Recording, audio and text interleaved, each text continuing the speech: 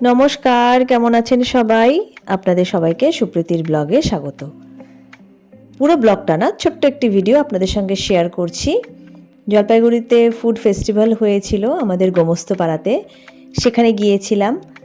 অনেক রকমের আইটেম আমরা দেখেছি এবং অনেক টেস্ট করেছি। তার মধ্যে কোন আইটেমটা সবথেকে ভালো লাগলো, কোন আইটেমটা খারাপ লাগলো, কীরকম রিভিউ আমি দিলাম, সে সমস্ত কিছু আপনাদের সঙ্গে সুপ্রীতির ব্লগে আমি শেয়ার করেছি।